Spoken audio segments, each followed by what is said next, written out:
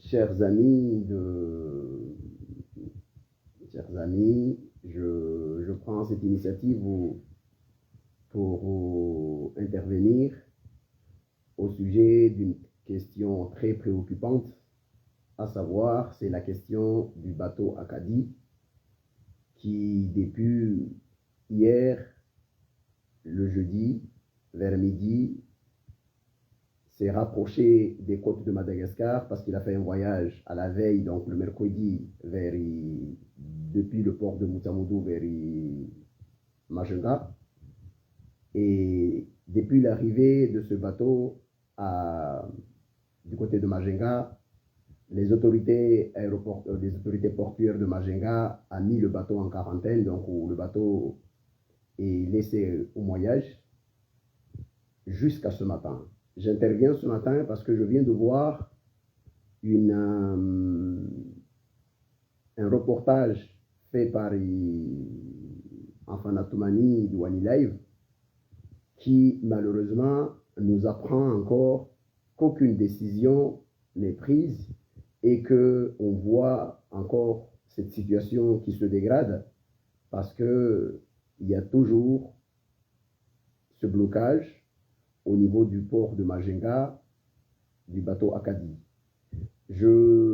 J'adresse cette intervention, je vais m'adresser particulièrement aux autorités comoriennes et aux autorités malgaches. Il y a forcément eu un dysfonctionnement administratif dans la gestion de cette question.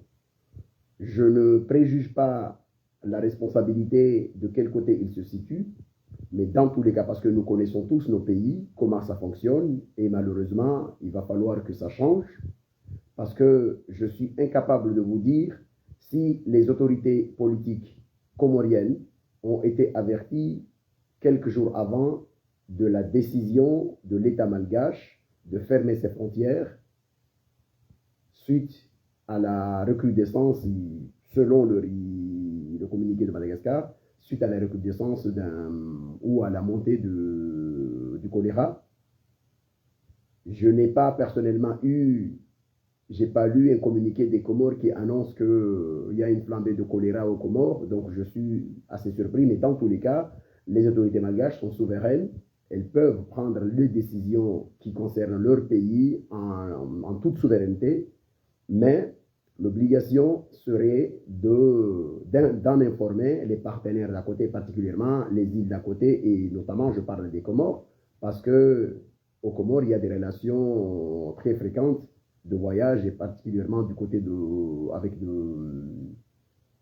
par la voie de la navigation marine, avec Madagascar.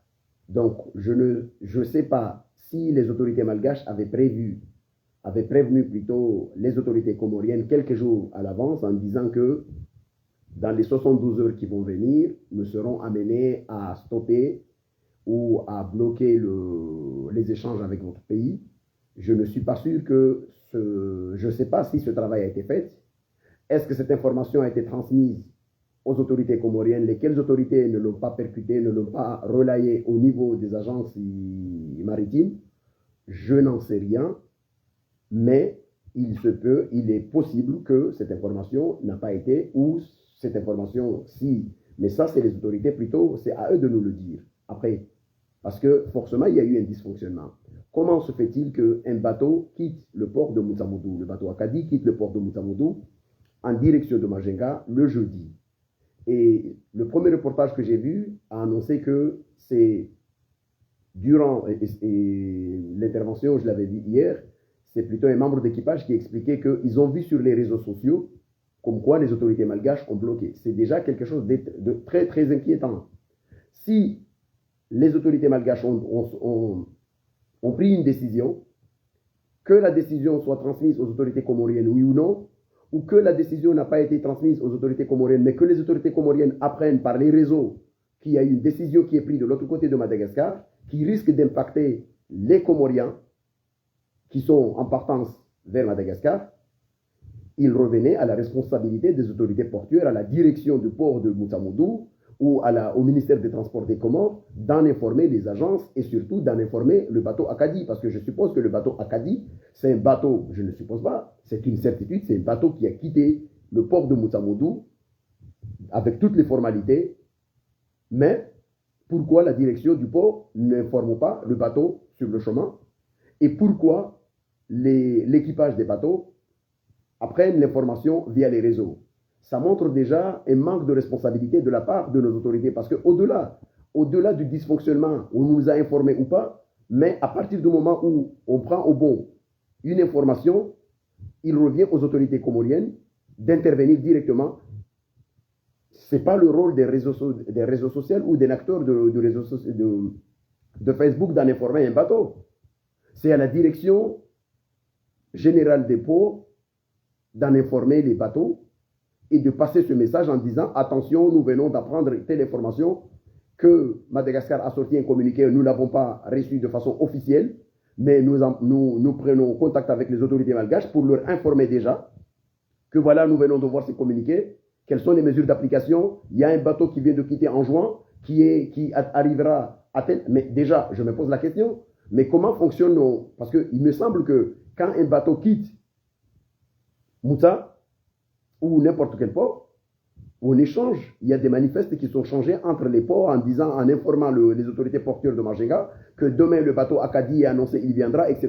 Pourquoi les autorités de Majinga, lorsqu'ils ont appris qu'il y a un bateau qui vient des Comores et qu'il y a une décision qui est sortie de Madagascar qui nous demande, nous, en tant que responsables ou autorités de gestion portuaire de Majinga, de bloquer tout bateau qui viendra de l'extérieur, pourquoi les autorités de Majinga n'en informent pas les Comoriens ou n'en informent pas les agences qui les ont informés que nous sommes en partance vers Madagascar? Mais je ne comprends pas. Il y a quelque chose qui me choque dans cette histoire-là, d'un dysfonctionnement partagé ou d'un mécanisme de fonctionnement qui n'est pas dans l'ordre du rationnel. Parce que tout ça, ça devait se gérer entre autorités responsables, mais à aucun moment entre des publications de réseau, des membres d'équipage qui apprennent, qui annoncent qu'on a appris sur le chemin, les autorités portuaires des Comores. Je n'ai pas vu un communiqué ou je n'ai pas vu une déclaration d'un directeur ou responsable qui rassure déjà les Comoriens qui sont dans le bateau en disant nous avons pris contact avec le Madagascar. Sauf si c'est une erreur, sauf si j'ai loupé cette intervention, mais il ne semble pas l'avoir vu. Donc ça c'est quelque chose de très inquiétant.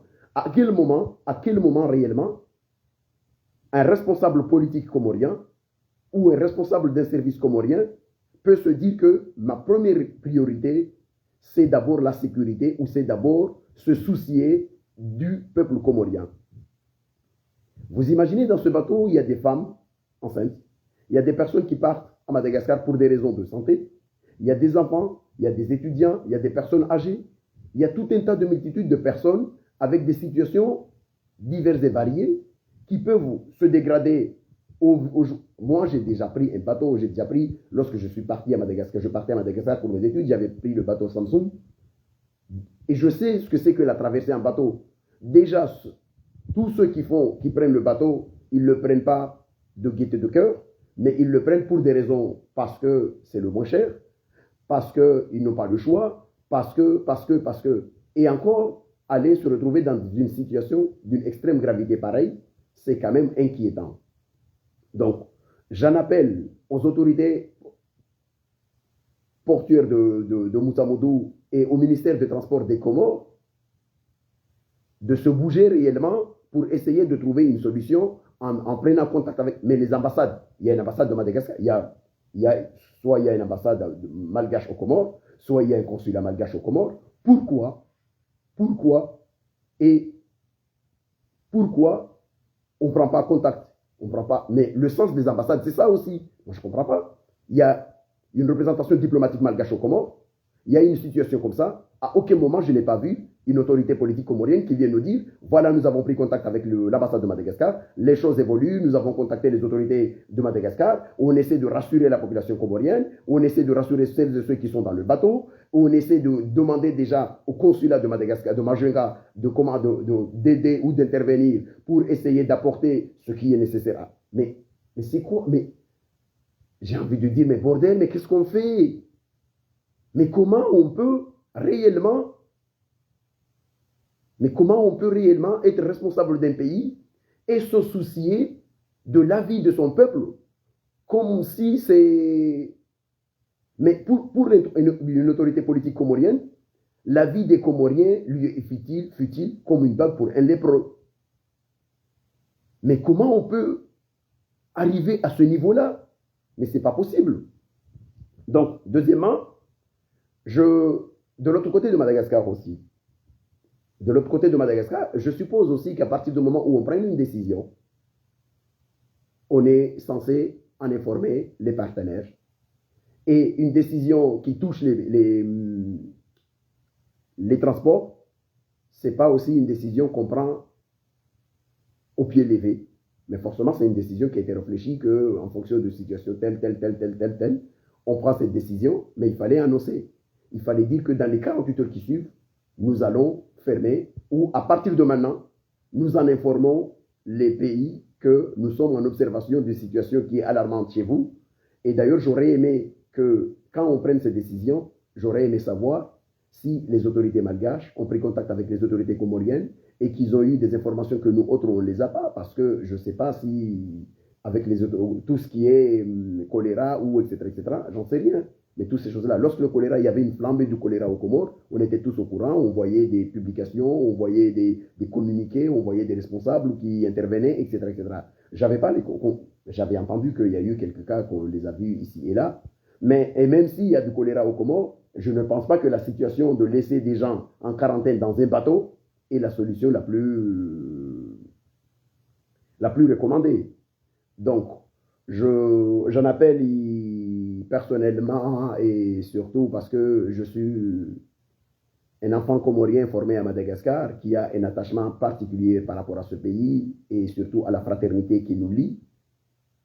Je sais combien nos pays en souffrent, et que ce soit des autorités du Fanzakana de Madagascar, que ce soit des autorités du Fanzakana des Comores, de l'État comorien. Surtout, vous savez tous combien le bas peuple souffre dans nos pays. S'il y a des dysfonctionnements entre les autorités, je peux comprendre, mais j'invite, comme on dit à Madagascar, Mangata Kanareu, Yanareu, responsable Firene na Malagasy, intervenez, essayez de trouver une solution. Essayez de trouver une solution, parce que cette situation du bateau Akadi de l'autre côté de Majenga peut tourner en drame. Parce que même s'il y avait on craignait une problématique de choléra, je pense que ce n'est pas en entassant les gens comme ça. Déjà dans un bateau, s'il y a choléra, c'est qu'il faut qu'il y ait des soins, il faut qu'il y ait du nettoyage, il faut qu'il y ait des infections, on désinfecte les lieux. Et on sait que dans un bateau, même s'il n'y a pas de choléra, l'activité la plus partagée par tous ceux qui sont dans le bateau, c'est des vomissements. Parce que les gens ne supportent pas. Et surtout qu'on sait qu'on supporte moins le mal de mer quand le bateau est arrêté en pleine mer, que quand le bateau va vers une direction quelconque. Donc j'imagine déjà la situation et la complication de celles et ceux qui sont à l'intérieur de ce bateau-là. Donc je demande et j'en appelle particulièrement au ministère de la Santé, le professeur Izeli Arvelu Réandriamanantagne de Madagascar, ministre de la Santé. J'appelle également à Madame la ministre du Transport, Valérie Ramounzavel. J'appelle personnellement mon ami et cher collègue et ami Richard Théodore Rafidson. C'est un collègue avec qui on a fait l'université de Tamatave, qui est ministre des Transports publics. Lui, je l'appelle en tant que pour des raisons personnelles.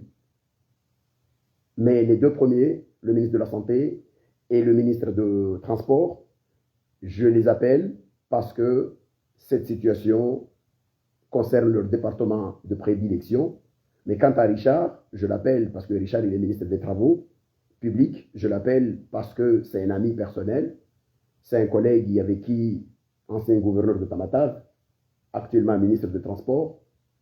Je lui dis, au nom de la fraternité qui nous unit, au nom de... parce qu'il connaît la situation des étudiants, pour avoir été étudiant avec nous à l'université de Tamatave, je lui demande aussi d'être le Sulumba Vaoka comorien, c'est-à-dire le représentant du peuple, ou comme un député, c'est-à-dire le représentant d'être le porte-parole du peuple comorien à travers ma voix, pour essayer de faire en sorte que on trouve une solution sur ce dossier.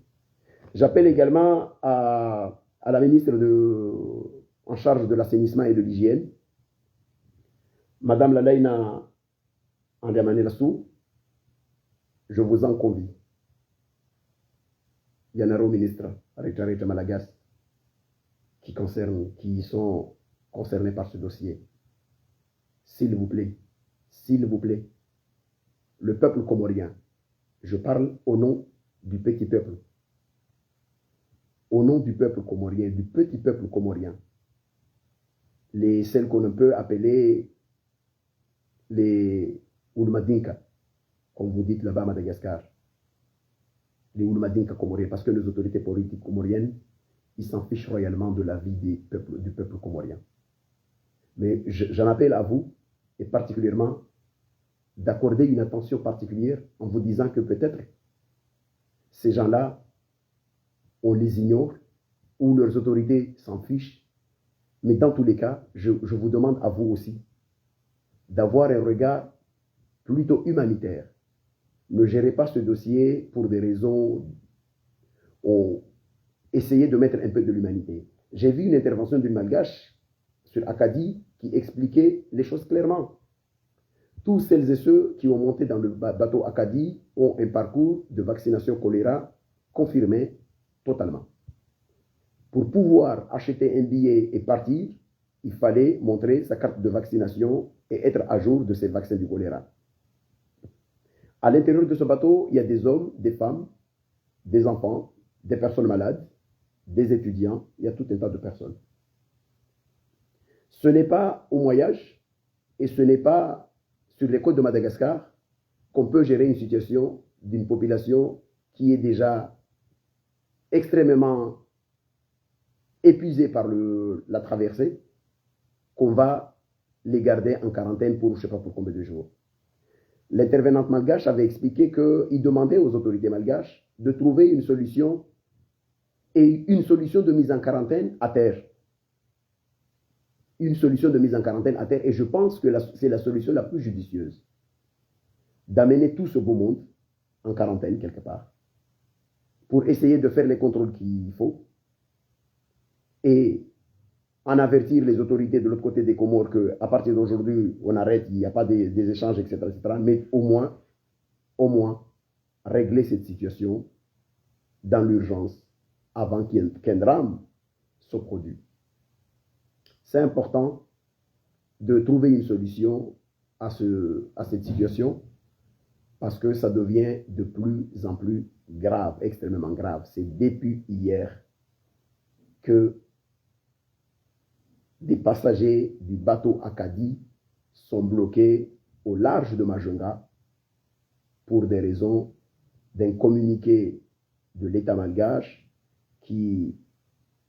parce que l'État malgache a arrêté les liaisons entre les îles de la région en raison des problèmes liés à la gestion du choléra ou des situations pareilles. Donc, j'appelle particulièrement aux autorités malagasy. J'appelle aussi aux autorités comoriennes, ceux qui sont aux Comores, qui nous ont pris en otage parce qu'en aucun moment, je vous jure, si c'était des gens qui ont été choisis par le peuple comorien et qui avaient conscience que les Comoriens les ont choisis en leur âme et conscience, leur première préoccupation, ça serait de se soucier de la vie des Comoriens. Mais comme il s'agit des personnes qui nous ont juste pris dans cette situation de façon... Ils ont spolié le pouvoir aux Comoriens, ils s'en fichent royalement de ce qui peut advenir de la vie des Comoriens ou de la situation des Comores, des Comoriens qui sont dans un bateau quelque part. Nous en avons vu.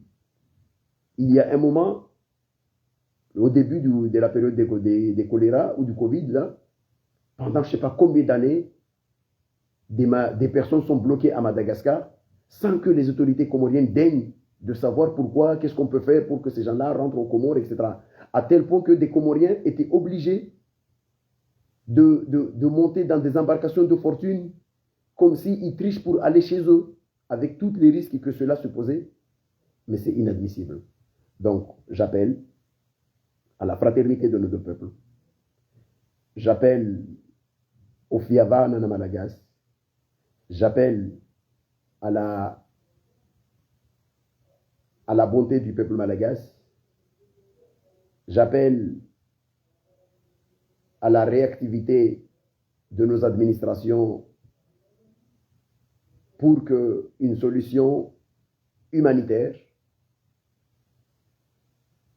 soit prise dans les meilleurs délais, parce que trop c'est trop. Trop c'est trop. Évitons un drame. Évitons un drame, parce que les gens qui sont dans ce bateau-là, si on veut réellement protéger l'île de Madagascar du choléra, parce qu'on suppose qu'il y a eu des problèmes ou que les autorités politiques malgaches ont des doutes raisonnables sur la question du choléra ou pas, mais ce n'est pas avec une dégradation de la situation dans un bateau qu'on peut tous gérer cette situation. Il faut des mesures de sécurité sanitaire, mais il faut que ces mesures soient prises à terre, mais pas au moyen-âge. J'ai une pensée très, très émue et ça me fait mal au cœur parce que je sais que c'est aujourd'hui que je ressens réellement la perte et la disparition de notre grand frère, notre père, M.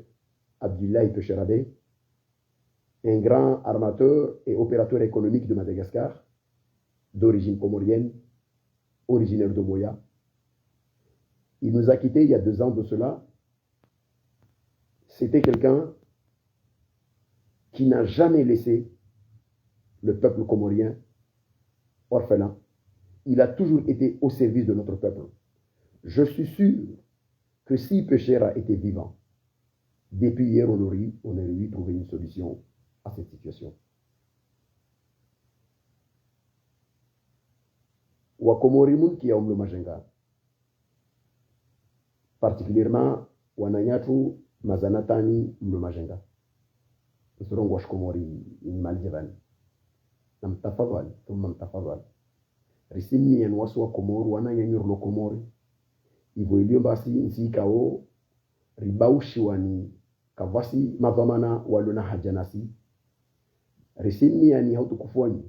Mavamana mlio mazanatani mazefu wa komunote zanatani mlo majenga. Mureme milongo vonti tokode mtojo mreme milongo mujambie bana wanyudu wavona nasi wanyudu wafanasi. Mwendre harma mazamana ya shibushi ya lioho. Muaktive zi rezo zanyu na mazamana ya shibushi ya yuarmo vando wa majenga vando wa majenga. Ile mur parili solution wanfo wali yuarmo ipato yuvavo. E karsina to mamba mazamana do Komori wanyu msijue Komori msijue stabia za hatuho. Ni watu hima wafanye ntongo tarjouer par na solution vapo. Nyanguvu jana tongozozi jiro to paraleora sataona umoja miongoni mwao aba asubutu aba afanya declaration bahanu awa nyesa awa atuliza au etc. Bavor simi anwani madhamana surtout je sais ni si joue force na zinguvu zanyu mazanatani wananya wa Komori wa babatu wa hali mlio majenga ile bana mnaz asisi zanyu solidi munaz rezo zanyu munaz contacti za autorite wafanya siasa wa himu mjiliani muna ma ministri ya shimajenga muna ma ministri proshi walio nazi wa proshi nas communauté za Komori wa ma ministri walio goma proshi ma Komori wa kadeja mavamana harma ziezi za shibushizo taini liovani na mtafadhali RCN yani na humsikani membro mungie murumie muactive zi rezo zonti pia zilio harma zi nafasi za nazinyafa kazanyu mujambie manaye wanyu wananyatu mazanatani musifanya ntongo muhubiri wananyama Komorien wafiwa ni mavamana kawasina wantu wa huwa dailia yemfanya ntongo yo ile murhafadhi urdena mna marhafadhi wasosaje makatra kosomaho na kakula vahika ntongo amba vujiri ntongo zile mazisi ngia wa Komori mako hima muhimi muzdailia muzbadilia mtie mengo ile murhafadhi rsimta fadhali na humiani muactive rezo za shizanatani na rezo za siasa na rezo mana wanyo tudo bana mukilo hana harmo vando majengawo wanyontu idio bana woho mwahezaji wanyu kiluhana mwahirongo wanyu kiluhana maana watu wafanya siasa ukana haja nanyu na siku akaona haja nanyu wo jua mananyu warendraza uzema murumie zerezozo ile jour par solution mais batu ya akadi watu wale babo shoke moti warana dala wo waenda wanu waenda waendre wo bonti toko to jiro fa ima zisifanyishe baharini na shoke moti wala harmastamu zesloval wa alayka salam wa rahmatullahi ta'ala wa barakatuh wa al'afwa minkum wa jazakumullahu khairan.